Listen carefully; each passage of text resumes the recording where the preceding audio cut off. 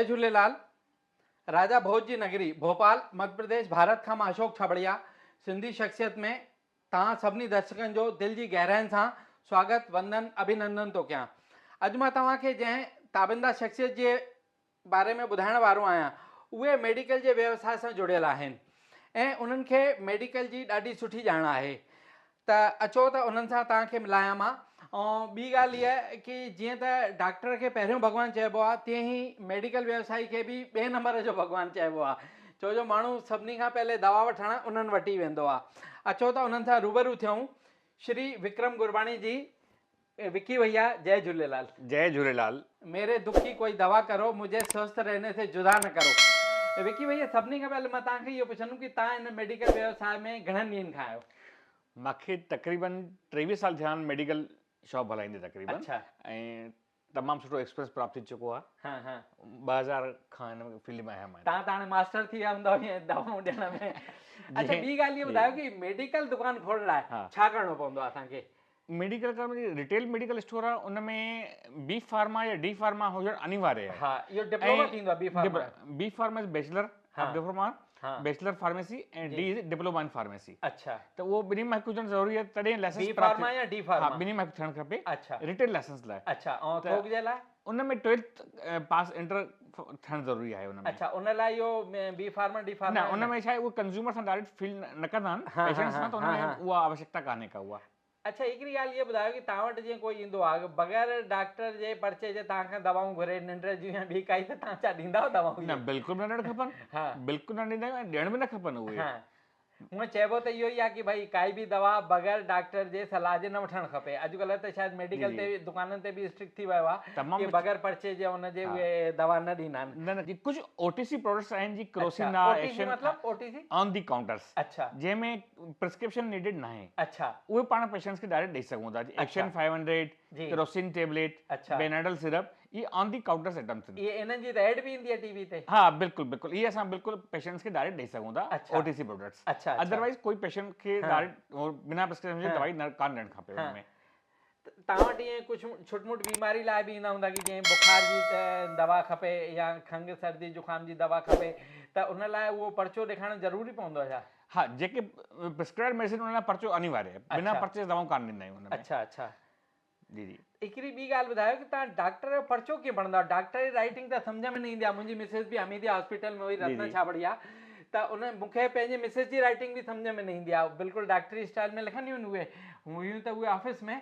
त तव्हां इहो पर्चो कीअं पढ़ंदा आहियो कि हो हिकु अखर लिखी करे ऐं राइटिंग घसीटे छॾींदा आहिनि? साईं, इहो वक़्त जी नज़ाकत आहे, एक्सपीरियंस आहे समय हिसाब सां। अच्छा। किथे किथे हाणे दवाउनि जा ॾाढा मैच बि अचनि था पिया, त उहो पर्चे जी थीम बेसिकली पढ़णी पवंदी आहे, कहिड़ी बीमारी सां कनेक्टेड आहे, कहिड़ी दवा आहे उहा। अच्छा अच्छा, त इहो तव्हांखे उन सां सम्झ में अची वेंदो कि हीअ दवा लिखियल आहे। हा, हीअ दवा लिखियल आहे, बिल्कुलु। अच्छा, हिकिड़ी ॻाल्हि इहा ॿुधायो कि कंहिं बि नर्सिंग होम में था वञूं असां या कंहिं बि डॉक्टर वटि था वञूं, त जेको उहो दवाऊं लिखंदो आहे उहे दवाऊं उते उन ई मेडिकल जी दुकान ते मिलनि, ॿिए किथे मिलंदियूं कोन्हनि। हाणे कंहिं महिल न मिले त उहो परेशानी थींदी आहे उन में। उन लाइ छा उन समस्या हल छा आहे? तव्हांजी ॻाल्हि बिल्कुलु सही आहे, पर इन लाइ शायदि दवाउनि जी वैरायटी ॾाढी वधीक अची चुकी आहे। अच्छा।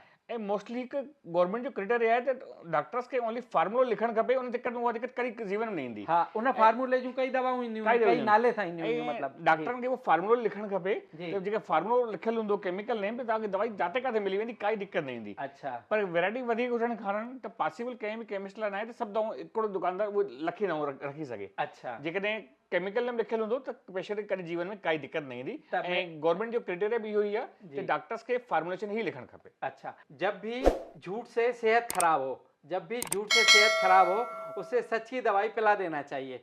विक्की भैया, मां तव्हांखे इहो पुछंदुमि, तव्हां मेडिकल जी दुकान सां गॾु गॾु सोशल वर्क बि कंदा, उहो छा कंदा, उन जे बारे में ॿुधायो। सोशल ग़रीबनि लाइ कंदा आहियूं, फ्री ट्रीटमेंट उनखे डॉक्टर खे ॾेखारिणो, उनजो चेकअप कराइणो। अच्छा। उहो पाण कोशिशि कंदा आहियूं त कंहिंखे सही ट्रीटमेंट मिली वञे ऐं सही जॻह ते बंदो पहुचे। अच्छा। उहो ॾाढी असांखे ख़ुशी थींदी आहे। कुझु पेशेंट ॾाढा ईंदा आहिनि जेके सम्झ में न ईंदो आहे कहिड़े डॉक्टर ॾेखारणु खपे, त असां उन तकलीफ़ जे हिसाब सां उनखे उन वटि फ्री अवॉइड कराईंदा आहियूं, त उन डॉक्टर खे ॾेखार, फ्री ऑफ कास्ट, काई दिक़त आहे, तव्हांजो कमु थी वेंदो उनमें। त तव्हां ग़रीबनि जी बि मदद कंदा हो। हमीदिया हॉस्पिटल जेका भोपाल जी सभिनी वॾी हॉस्पिटल आहे, उते छा कंहिं डॉक्टर खे चई करे मोकिलींदा हो या छा कंदा? ऐं मुंहिंजे पासे में डॉक्टर्स कॉर्नर आहे, उते 8 डॉक्टर गवर्नमेंट जा आहिनि ऑलरेडी। अच्छा। त कोशिशि कंदा उन्हनि जे थ्रू ई गवर्नमेंट गरीब पेशेंट खे उते हमीदिया में फ्री इलाज मिली वञे। अच्छा। बिल्कुलु ई। जी जी जी। अच्छा, तव्हांजी दुकान हेॾनि सालनि खां जी। तव्हां वटि जेके बि माण्हू ईंदा आहिनि उहे त तव्हांजा सभु फैमिलियर थी विया आहिनि। बिल्कुलु बिल्कुलु, मुंहिंजे लाइ मुंहिंजा कस्टमर्स जेको आहे पूरो एॾी ॻाल्हि हिकु परिवार समान आहे। जी जी उन्हनि सां एतिरी अटैचमेंट थी वई आहे जो सुख दुख में लॻंदो आहे मुंहिंजो परिवार आहे पूरो बिल्कुलु इहो। जी, तव्हां वटि माण्हू इन लाइ बि ईंदा हूंदा कि यार असांखे हीअ बीमारी आहे, कोई सही डॉक्टर सजेस्ट करके जेके असां ॾेखारे अचूं वञी करे। बिल्कुलु बिल्कुलु, इहा तकलीफ़ सभिनि खां वधीक हिन महिल थी पई कि पेशेंट खे इहो पतो न पवंदो कहिड़ी डॉक्टर खे ॾेखारणु खपे तकलीफ़ जे हिसाब सां। जी जी। उन विषय में असां इहा कोशिशि कंदा आहियूं बीपी आहे, हा, थायराइड आहे, शुगर शुगर आहे, आहे, त हू एमडी मेडिसिन डॉक्टर खे ई ॾेखारे। जेसिताईं उहो एमडी मेडिसिन हूंदो उहो हुनखे वधीक कैच करे सघे थो ऐं डीपली सम्झी सघे थो। एमडी या मेडिसिन त उहो त जानकार हूंदो, मतिलबु उनखे ई ॾेखारणु खपे। एमडी मेडिसिन जेको आहे उहो बीपी, शुगर, थायराइड खे चङी तरह सम्झी सघे थो, बिल्कुलु गहराइनि सां। जी जी जी। अच्छा, तव्हांजे ग्राहकनि में कोई कैजुअलिटी थींदी आहे त तव्हां छा फील कंदा हुनखे?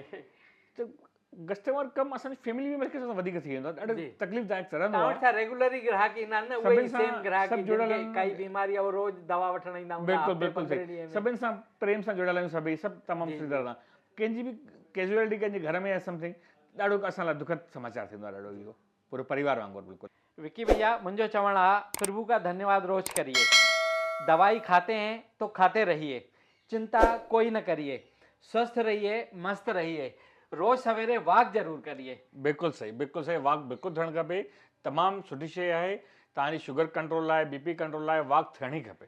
40 मिनट सुबुह 40 मिनट। चवंदा आहिनि कि अगर माण्हू रोज अगर सुबुह जो वॉक करे त 100 बीमारियुनि जी उन इलाज आहे। बिल्कुलु 100 न 200 बीमारियुनि जो इलाज आहे इहो। अच्छा, 40 मिनट वॉक कंपलसरी आहे। बिल्कुलु, तव्हांखे लंबो हलणो आहे, स्वस्थ रहणो आहे, 40 मिनट वॉक आवश्यक आहे। जी विक्की भैया, मां हिकिड़ी ॻाल्हि तव्हां खां ॿी पुछणु चाहींदुमि कि घर में छा फर्स्ट एड बॉक्स हुजणु खपे कि कुछ मेडिसिन हुजनि या कुछ धकु लॻी वञे ॿारनि खे, त उन जे लाइ कुछ अहिड़ी शइ ॿुधायो तव्हां असांखे। बिल्कुलु हुजणु खपनि, तमामु ज़रूरी आहिनि इहे।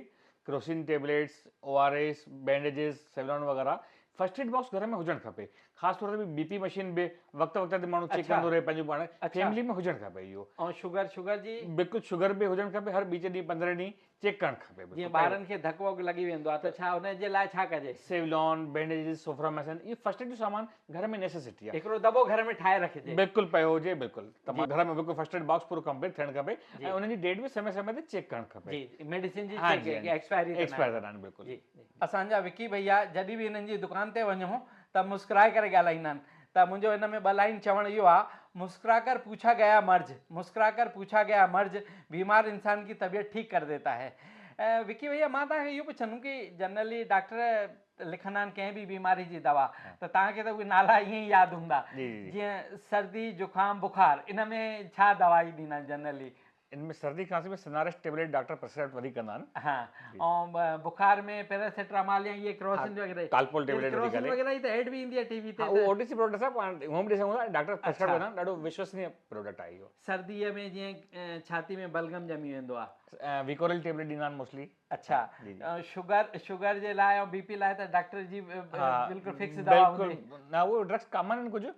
मेटफॉर्मिन टेबलेट आहे शुगर जे लाइ, बीपी जे लाइ एम्लोटिपिन, टेबलेट ये डॉक्टर प्रिस्क्राइब कंदा आहिनि। अच्छा, एलर्जी जे लाइ छा कजे? सेटिसिन टेबलेट डॉक्टर प्रिस्क्राइब वधीक कंदा आहिनि। अच्छा, जीअं हार्ट जी कंहिंखे तकलीफ़ थींदी आहे त डॉक्टर हिकिड़े पर्चे ते काई गोरी लिखंदा आहिनि, उन जो नालो मूंखे ख़बर न आहे, तव्हां ई ॿुधाए सघंदा इमरजेंसी में कि जिभ हेठां रखी चूसजे। बिल्कुलु बिल्कुलु, सॉर्बिटेट गोरी आहे जेके एंजाइना पेन में डॉक्टर प्रिस्क्राइब कंदा आहिनि। अच्छा, सॉर्बिटेट 5 उहा ज़बान जे हेठां रखबी आहे बेसिकली। अच्छा अच्छा, हा, उहो डॉक्टर प्रिस्क्राइब लिखंदा आहिनि जॾहिं आवश्यकता उहो पेन थिए एंजाइना जो पेशेंट खे, त उहा उन सपोर्ट कंदी आहे हिकदमि। अच्छा, बारिश जे मौसम में असां ॾिसंदा आहियूं कि अधिकतर अखियुनि में उहो कचिरो ईंदो आहे, अखियुनि जी बीमारी थी वेंदी आहे, उन में छा ॾींदा आहिनि इहे डॉक्टर? आइटोन आई ड्रॉप, आइकल, डॉक्टर जा फेवरेट प्रोडक्ट्स आहिनि। कन बंदि थी वञनि, पाणी गुथी वञे, उन में सोलिवेक्स ड्रॉप हलंदा आहिनि। अच्छा, कन ब्लॉकिंग जे लाइ सोलिवेक्स ड्रॉप वधीक हलंदो आहे। अच्छा, जेके डॉक्टर प्रिस्क्राइब कंदा आहिनि। असांजा वार त झड़जी विया आहिनि, वारनि झड़ण जी बि काई दवाई आहे तव्हां वटि? उन में कुझु कंडीशंस थींदियूं आहिनि। अच्छा, पर तॾहिं बि डॉक्टरनि जो जेको हलंदो आहे हुन में फोलियर टेबलेट डॉक्टर प्रिस्क्राइब कंदा आहिनि। अच्छा, उहो तमामु उन में छा विटामिन ई हूंदो आहे छा? अमीनो एसिड्स वगैरह, प्रोटीन, विटामिन ए वगैरह जो कॉम्बिनेशन आहे उन में। अच्छा, कई माण्हू घर में विटामिन ई जा जेके कैप्सूल ईंदा आहिनि उहे तेल में विझी करे मथे ते लॻाईंदा आहिनि, छा इहो सही आहे? बिल्कुलु, अॼुकल्ह उसमें कॉस्मेटिक में कुझु हली पियो आहे। हा हा, हेयर ते लॻाइण लाइ, स्किन ते लॻाइण लाइ विटामिन ई कैप्सूल ईंदा आहिनि। ब्यूटी पार्लर वगैरह वारा थी आहिनि, बिल्कुलु कई मेडिसिन था यूज़ करनि अॼुकल्ह। हा, कुझु अनफ यूज़ कनि था, पर विटामिन ई ओटीसी प्रोडक्ट्स आहे काई उन में आवश्यक वो ना दिक्कत अच्छा त यूज करे सघे थो लॻाइण जे लाइ स्किन वग़ैरह ते अच्छा विटामिन तमामु और बेनिफिशियल आहे लीवर किडनी के स्वस्थ रखने लाइ भी कोई डॉक्टर दवाई लिखंदो आहे हाँ doctor ji depends on condition पर अच्छा। डॉक्टर बिल्कुलु लिखंदा आहिनि हाँ। लेफ्टिडू गोरी आहे अच्छा अर्सोकोल टेबलेट आहे वो लीवर जे लाइ हाँ। जेके डॉक्टर लिखंदा जेके आहिनि उहे डाइजेशन न थिए त बिल्कुलु, ये बिल्कुलु। ये जी, गोरी जी। ॾेई सघंदा अच्छा हिकिड़ी ॻाल्हि ॿुधायो काई बि गोरी खाइजे सूर जी या काई बि गोरी हाँ। उन सां गॾु एसिडिटी जी गोरी या कैप्सूल वठणु ज़रूरी आहे छा का- डॉक्टर अधिकतर लिखंदा कोन आहिनि त कुझु तक़रीबन पेनक्रियास मेडिसिन आहिनि जेके एसिड फॉर्म कंदियूं आहिनि अच्छा त उहा ॾियणु कंपलसरी थी वेंदो आहे उन कंडीशन में हाँ। ये वधीक हैवी डोज जेको आहे बर्निंग सेंसेशन उहो चालू थी वेंदो आहे अच्छा ॾेखारे थो एसिडी गोरी वठणु खपे हुन में एसिडिटी इन सां कहिड़ो ओमिजोल वग़ैरह कुझु हाँ अहिड़ी ओमेपराज़ोल या पेंटोपराज़ोल अच्छा इहो जेके- डॉक्टर लिखे हाँ, तॾहिं डॉक्टर- वठिजे न बिल्कुलु। डॉक्टर जे बग़ैर सलाह जे न त न न वठिजे न काई दवाई डॉक्टर जीअं लिखे तव्हां उहो फॉलो करणु अच्छा खपे अच्छा अच्छा जी, जी।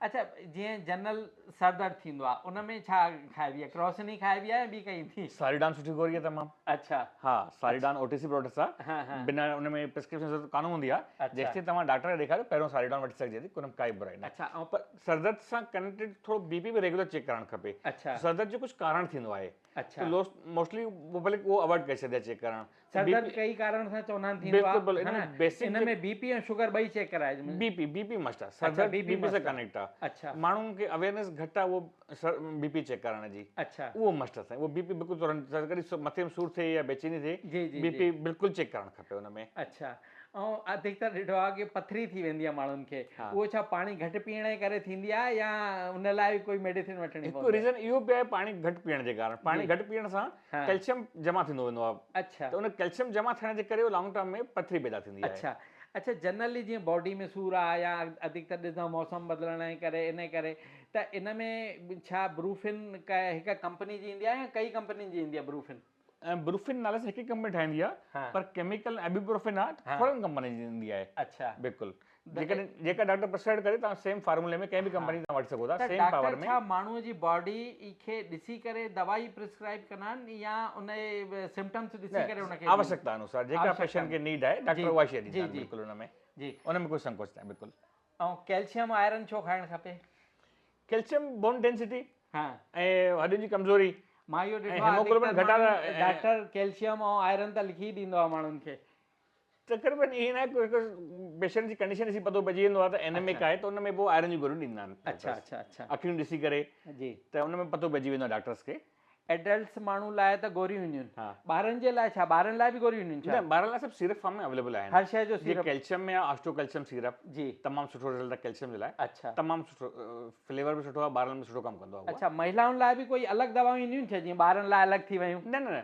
दवाऊं थींदियूं आहिनि depends on the age and weight अच्छा ॿारनि एज एंड वेट हा हाँ। इहा तव्हां ॾाढी सुठी ॻाल्हि जी, ॿुधाई जी। एज ऐं वेट इहे ॿई जी। शयूं वधीक ध्यानु जेकी ॾियणियूं। अंग्रेज़ी दवाऊं आहिनि न वेट जे हिसाब सां ॾियूं आहिनि पर mg पर kg जे हिसाब सां अच्छा अंग्रेज़ी दवाऊं एज सां न हलंदियूं आहिनि बेसिकली अच्छा। जेकॾहिं ॿार जो वेट वधीक आहे त उनखे उन पोटेंसी जे हिसाब सां डोज ॾिबो उन पावर जो डोज ॾिबो जी अधिकतर डॉक्टर पर्चो ठाहींदा आहिनि त हुन में नाले लिखण खां साण ई एज बि पुछंदा आहिनि बिल्कुलु बिल्कुलु छो त एज जे हिसाब सां ई उनजो डोज ॾियण जो तरीक़ो ॿुधाइबो हुन में त घणी अच्छा। पावर में ॾियणी आहे अच्छा जी अधिकतर तव्हां ॾिठो हूंदो की बारिश जे ॾींहंनि में या वधीक गर्मी थी वञे त उल्टी दस्त वग़ैरह थी वेंदा आहिनि हा। माण्हुनि खे त उन लाइ बि कोई उहा दवाई आहे या हुन डॉक्टर में इलेक्ट्रोल ORS जेको आहे ORS रेगुलर वठणु खपे त पोइ उहा अच्छा। डिहाइड्रेशन जी त उन जी तकलीफ़ हुन में अच्छा हा विकी भैया तव्हांखे कोई सिंधी गानो या गीत जूं ॿ लाइनियूं यादि हुजनि त असांखे ॿुधायो हिकिड़ो गानो तमामु बेशक पसंदि आहे जी जी सिंधी सूंहं संसार जी सदके वञा जी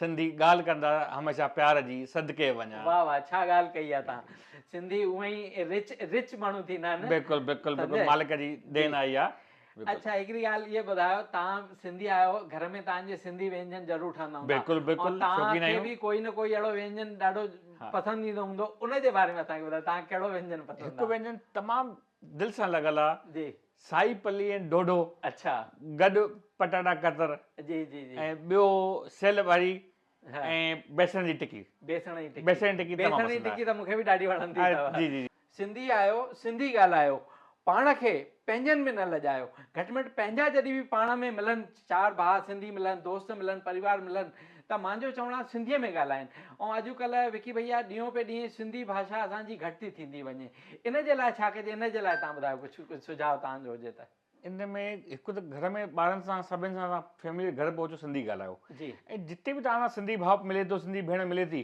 सिंधी ॻाल्हाइण जो प्रयास वधीक कयो हाँ प्राइवेसी रहंदी ऐं जिते जिते सेम लैंग्वेज ईंदी आहे उते उते विश्वास हिक ॿिए में ॾाढो वधी वेंदो आहे जी एतिरो विश्वास ईंदो आहे तव्हां पुछो ई नथा हुन ॿिए ॻाल्हि ते बिल्कुलु ई तमामु वधीक तव्हां जिते- इहा ॻाल्हि ॾाढी सुठी ॿुधाई कि प्राइवेसी बि थींदी आहे Privacy असां ॿ थींदी आहे, जॾहिं पाण बिल्कुलु। में सिंधी भाउ ॻाल्हाईंदा आहियूं जी जी जी या जेको बि मिले त असां सिंधीअ में ॻाल्हाईंदा आहियूं त असांजी ॻाल्हि असां ताईं रहंदी आहे असर त रहंदी टियों आहे, माण्हू न बिल्कुलु। सम्झी न सघंदो सम्झो आहे। ऐं सेम भाषा में हिक ॿिए खे सम्झाइण में या ॻाल्हाइण में तमामु विश्वास वधी वेंदो आहे जी तव्हां सफ़र में आहियो तव्हांखे कोई पाण में सेम लैंग्वेज जो माण्हू मिली वियो सेम सिंधी मां मिली वियो तव्हांखे कॉन्फिडेंस अची वेंदो त को पंहिंजो मिली वियो आहे पंहिंजोपन असांखे। अची वेंदो आहे हुन ऐं में। तव्हांजूं ॻाल्हियूं ॿियो को न सम्झी सघंदो तव्हां पाण में छा ॻाल्हायो था सुख दुख आहे कॾहिं छा ॻाल्हियूं पर्सनल ॻाल्हियूं आहिनि जी जी जी जी ऐं परिवार सां सिंधी ॻाल्हायो घर में ख़ासि तौर ते लेडीज़ बि उन में जी, जी। पार्टिसिपेट वधीक करे ॿारनि सां सिंधी ॻाल्हाइण में असां कुझु टाइम घर रहूं था जी लेकिन लेडीज़ सॼो ॾींहुं घर आहे ॿारनि सां जी जी कोशिशि करे सिंधी में ॻाल्हाइनि जी प्राइवेसी वधे थी पई पाण में ॻाल्हाइण में जी, हथ जी। में विश्वास वधे थो पियो ऐं मालिक जी देन असांजे मथां असांखे सिंधी लैंग्वेज असांखे मिली आहे पाण खे इहा तव्हां हिकिड़ी ॻाल्हि ॿी बि ॾाढी सुठी ॿुधाई असां ॿाहिरि कुझु बि ॻाल्हायूं लेकिन घर में जीअं अचूं त घटि में घटि घर में सिंधी ॻाल्हायूं बिल्कुलु सिंधी ॻाल्हाइणु खपे ऐं विकी भैया जीअं तव्हां चयो कि तव्हांजी दुकान ते जेके बि ग्राहक ईंदा आहिनि फैमिलियर थींदा आहिनि अॼु मां तव्हांजी फैमिली सां गॾु वेठो जी, आहियां जी। त थोरो परिचय करायो पंहिंजी फैमिली जो त पिता साहिबु मूंसां गॾु आहिनि जय झूलेलाल दादा ऐं शॉप सां गॾु हूंदा आहिनि जी ऐं मुंहिंजी मिसिस पूजा जी ऐं बालक प्रथम अच्छा रिटर्न टिकट तो सबका कंफर्म है आप तो जीवन का मजा लीजिए स्वस्थ रहिए मस्त रहिए तव्हांखे सिंधी शख्सियत कार्यक्रम असांजो कीअं लॻंदो आहे अगरि तव्हांखे सुठो लॻंदो हुजे त हिन कार्यक्रम खे पंहिंजे मिट माइटनि में दोस्तनि में सभिनी में शेयर कंदा ऐं हिन चैनल खे सब्सक्राइब कंदा हिन एपिसोड में बसि एतिरो ई तव्हांखे वरी अॻिले एपिसोड में कंहिं नई ताबिंदा शख्सियत सां मिलाईंदासीं तेसि ताईं पंहिंजे भाउ अशोक छाबड़िया खे अनुमति ॾींदा जय झूलेलाल विकी भैया जय झूलेलाल जय झूलेलाल